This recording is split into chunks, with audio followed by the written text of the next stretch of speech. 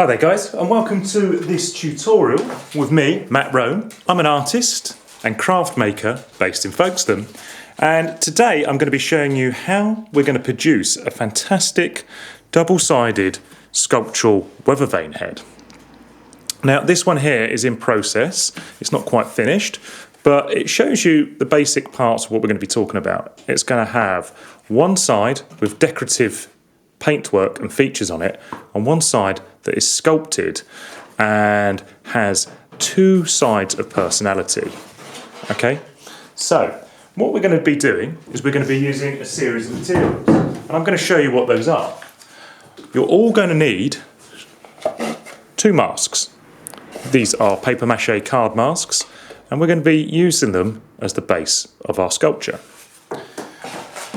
You're also going to need a pair of scissors,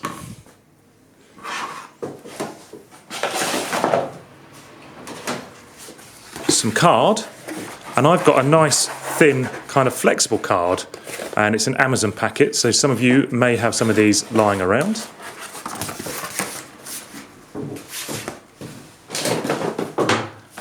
I've got a glue gun,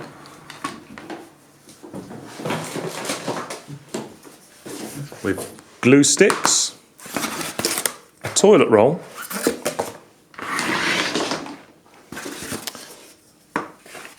and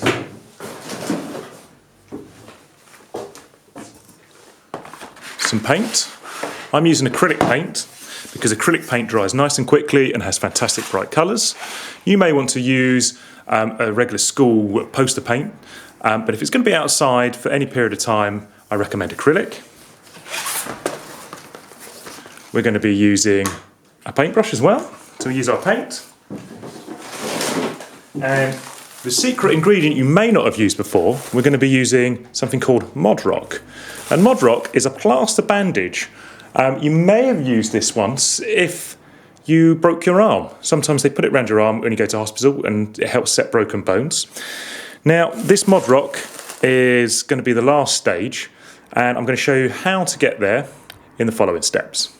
Okay, so in order to create our mask's base here, which is where it's going to sit when it's put onto the pole to become a weather vane, we're going to need to use a guide. And I recommend using a toilet roll holder, a cardboard tube.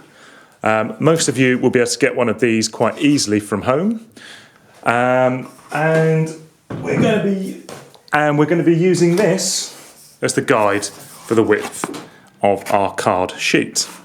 Now, the first thing we need to do is create a series of card strips.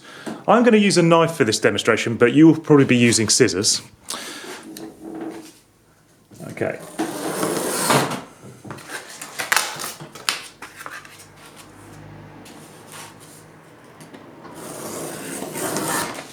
Okay, great. So that's about the width that I want to use. Now, you want to get it nice and straight, and you'll notice that mine's gone off to the side slightly.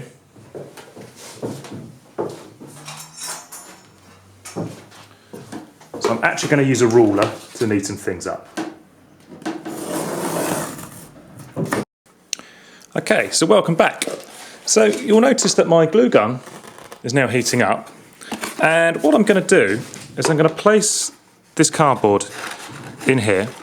On this mask I'm not too worried about the strap, but what I want to do is I want to align the base of this here, and what I'm going to do is I'm just going to splodge a little bit of glue all the way along this edge.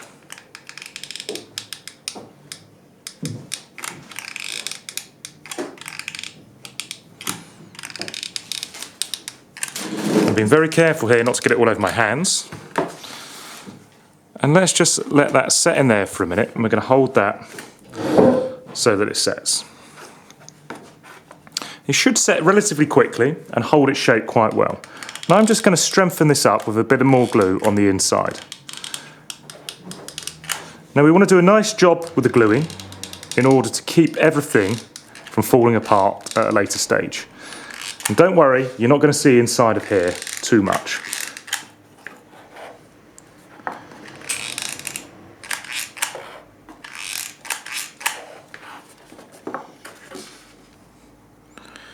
And again, we can put a bit of glue around the top. Being careful not to let it tip over.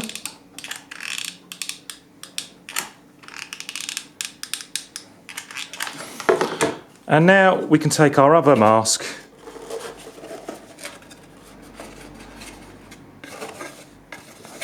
and set it in here so that it sets rigid. Okay, so once your mask's just taken a few moments to dry, we're going to start attaching our base here. And what we want to do is we want to get this relatively straight. So we're going to glue all the way around the bottom of here first. Okay, and we're going to set it in between the two chins. Okay, so we want this kind of roughly in the middle. We'll be strengthening this up later with more cardboard, but for the moment, make sure you can get a nice, good, firm attachment with glue. So the next thing we want to do, once this is all dried, is we want to strengthening it up. So we're going to do this by creating an insert of card that goes in between these heads. Okay, so it just needs to be a little bit wider than the gap of your heads. So I'm going to say roughly about here. You might want to measure yours. So I'm just going to trim this length off here.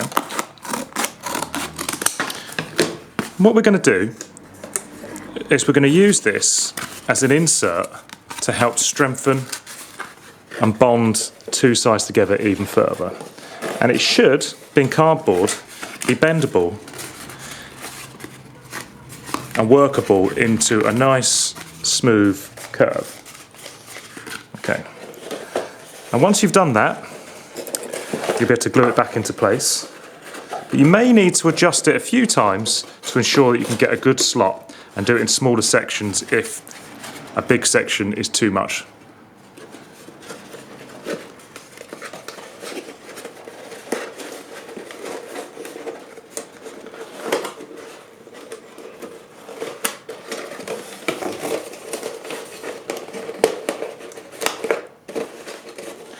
Okay, so mine's popped in. And now what I'm going to do is I'm going to put a bit of glue around the edge. Not too much, and then I'm going to work without burning my fingers carefully. I'm going to help get that to stick down, okay? And that's going to create a much stronger bond between the two masks.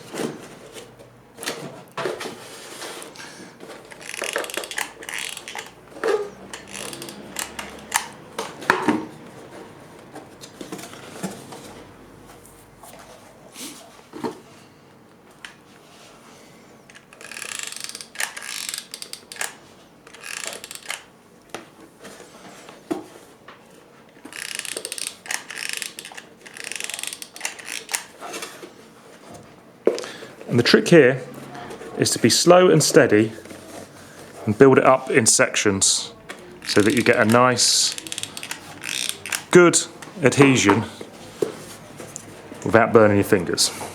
So, I've been gluing the other section on here, and what I'm going to start to do now is just bridge some of these gaps with a bit more glue and some smaller offcuts of card to help make a stronger, more dynamic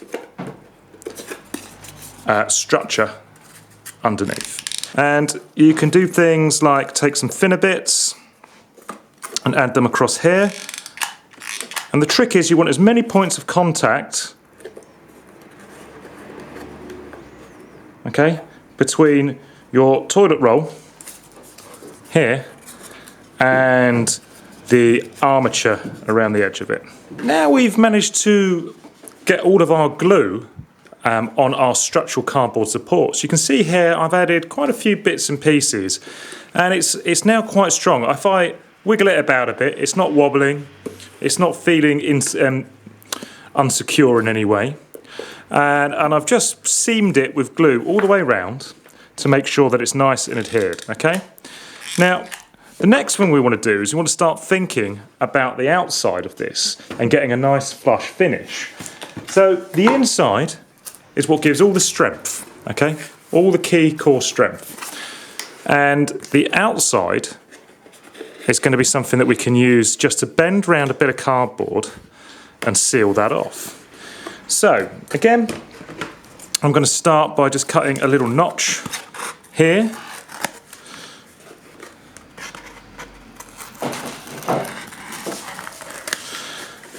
And I'm going to use the glue gun, and this time I'm going to put a seam just down the edge of each side of the mask at stages. I'm not going to try and do it all at once. I'm going to do it in little bits, and I'm going to be really careful not to burn my fingers with this, because this is the point where it can get really, really easy to burn yourself. Okay, and because cardboard is a little bit pliable, you'll be able to bend it into shape in these stages, and you'll see how this is now creating a nice, even mask shape. Okay, so you can see here how I'm starting to use strips of cardboard glued onto this mask to help create some exaggerated features. Now, one of the things about a grotesque or a gargoyle is they have very, very exaggerated features. And these masks are relatively plain, so they're great for you to paint your own design onto, but what we really want to do is create these different elements to make our own design unique. And you don't have to do anything too crazy, or you could go completely wild. And I'm going to be using these bits of cardboard that I'm going to lay my Mod Rock around to help create the skin for this. Okay, so the things I want to concentrate on are nose, eyes, forehead, chin and lips. Okay, so it's a good idea to do your design before you get started. Think about what areas do you want to raise. You might want to make the forehead bigger, for example. Okay, you might want to make just the nose really big. You might want to have a long tongue, like on this model here. Have a think and have a play, and make sure that there's just enough glue on here to hold it securely. And then what we're going to do is we're going to get to the next bit, which is the Mod Rock sculpture later. I'm going to keep mine relatively simple, but you guys can go as crazy as you like. Okay, so welcome back. I'm here. I put down some cardboard. I've got my model here. I've got my Mod Rock. I've got a bowl of water, and I've got a helper, a Year 5 super helper. Say hello. Hi. Okay, so what I'm going to do is I'm doing a quick demo, and then my super helper is going to show you how they lay it up. Okay, and what I mean by lay up is they're going to put together the Mod Rock. Now, Mod Rock comes on a strip like this, and the thing to do is to pre-prepare with dry hands all of these elements. Okay, so I'm going to cut them into manageable strip sizes. Okay. Some small, some big. And I'm not going to put them in the water just yet. I'm going to not put them right next to the water in case I spill it. Because once plaster, which is the white dusty bit on this mesh, gets wet, it has a special reaction with the water and it goes hard. Okay? You've got a bit of time to work with this before that happens. And I'm wearing gloves, not because I'm allergic to it or it's particularly dangerous. You don't want to breathe the dust in too much, so you might want to wear a mask when you're doing this. But it's just to stop my hands getting too mucky for recording this video. Okay, so I've chopped this down, and the trick with Mod Rock is to be organised. Okay, so not long, I'll have this all chopped up. And let's have a couple more longer bits there. So little bits over here, out the way. Now, I'm going to do a quick demo and then my helper's going to take over. So, let's have a look at the important parts. We've got our water. And in the water, you place the Mod Rock. You dip it in, okay? And it gets wet. And then what you can do is you can use your fingers to make sure that that water is on there. Now, you don't need to absolutely soak it. You just need a little bit. And then the Mod Rock, we're going to lay across, and my helper's going to help me do this here. But what I'm going to do is I'm going to smooth over a bit of my finger here, and you'll see that that plaster is working into the gaps. Okay, and that's really important. And my helper's going to continue helping me. So we're going to do the seams first, but we're only going to do, sorry, thank you, helper, one side of the mask. We're just going to go Okay, this is the really important part here, is that you don't wrinkle it all up like I've just done. You actually need to be better, like my helper. You go right up to this first edge, but remember, the edge that we're using for our painted side will be this one. That's not going to be covered in plaster. The plaster's just going to come right up to the edge there, okay? So we're going to start to work our way around with a single sheet, and we're going to try and cover all the brown cardboard and start pulling it all together.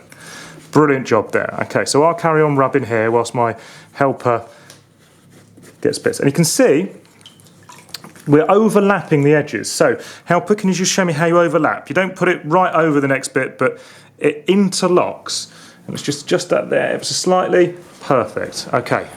Now, the great thing about plaster is it doesn't take too long to dry. So this whole process will be starting to get a little bit warmer. You'll notice it will get warmer as you're going along this plaster, and it will start to create what we call a thermoreaction.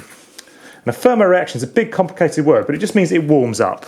And that means that the chemical process that turns this from a powder into a liquid, into a solid, is happening. So for those of you that are interested in science, there's a technique. Now, on here, I'm just going to go through the eye holes. Okay, you might have seen that there. So I'm just working it around these areas.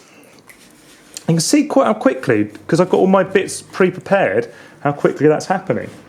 So this is great.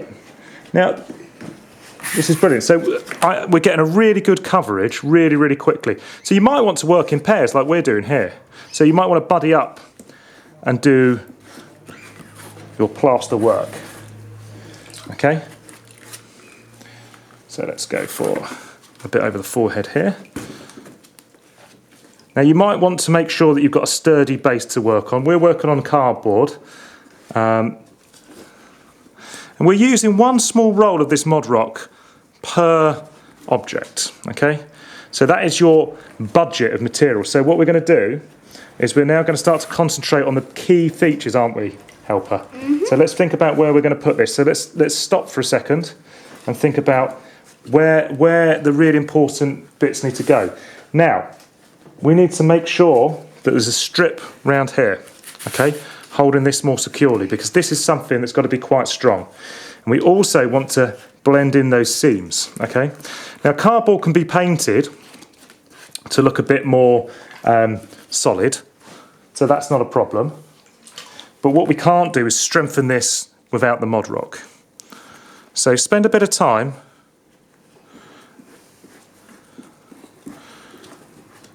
laying up your seams. And try not to get your cardboard soaking wet, because that will stop it. Yeah, that's a good bit there. Perfect. So what you can't see off camera is my helper's dipping it in the water every time. I'm just going to do a bit here. So we're going to leave a couple of long bits for a minute. So we're nearly at the end now. We're just finishing off with this detailing, but we're going to actually leave ours overnight to dry out and continue with the next part of the tutorial tomorrow. So it's a good idea to spend a bit of time just letting the plaster dry, because the moisture, once it's set, will be evaporating out the plaster and it will go more and more solid. So that's looking absolutely fantastic. And if we just turn it to the side, if my assistant just turns it round to the side, lay it flat for me, please. Brilliant. We can see here this fantastic differential of detailing, and it's already starting to go hard. Not quite, we're not going to bash it. Don't start pushing it, because that might actually split the plaster until it's actually dry. So we're going to leave it and be patient and not fiddle, okay? No fiddling, that's the rule at this stage.